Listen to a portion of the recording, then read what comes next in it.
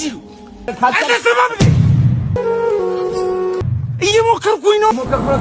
አሰላሙ አለይኩም ወራህመቱላሂ ወበረካቱ። አህላን ወሰህላን እንኳን ወደ ዜድ ፐርስፔክቲቭ ቻናል በደህና መጣችሁ።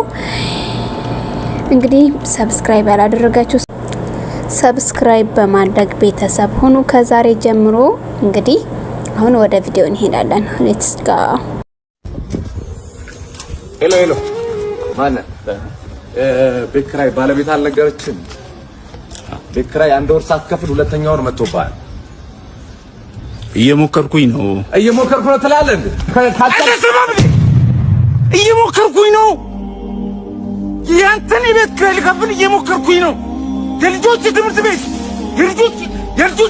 ልከፍል እየሞከርኩኝ ነው። የሚበሉት አጥተው እየሞከርኩኝ ባለቤት ለማውጣት ሰው አይደለ እንዴ? ይኸው ተመልከት። ይሄ የልጆች ጌም የሚጫወቱበት ልሸጥ እየሞከርኩኝ ነው። አስብ እንጂ ሁሉም ሰው እየሞከረ ነው። በዚህ ሰዓት እጁን አጣጥፎ የተቀመጠ ሰው አይደል እንዴ? ታገሰኝ በቃ። እየሞከርኩኝ ነው።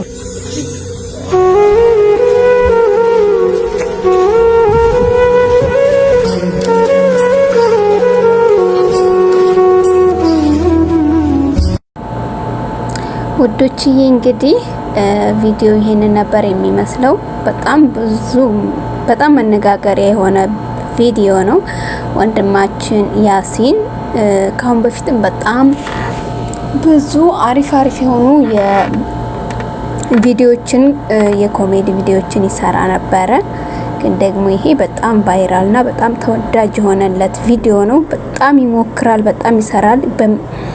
በሚሰራው ልክ ትልቅ ደረጃ ባይደርስም ተስፋ ሳይቆርጥ እስከዛሬ ስለሞከረ አሁን ደግሞ በዚህ ልክ ታዋቂ በርግጥ ታዋቂ ነው ድሮም በዚህ ልክ የሚደነቅና በጣም አሪፍ ስራ ሰርቷል ማለት ነው። ተስፋ ባለመቁረጥና በመሞከሩ እና ሁሉም ሰው ይሄ የሚያስተምረው ሁላችንም ብንሆን ሙከራ ላይ ነው። የስኬት ጥግ ላይ ያሉ ሰዎች እንኳን የሚመስሉን ሰዎች እነሱም እየሞከሩ ነው።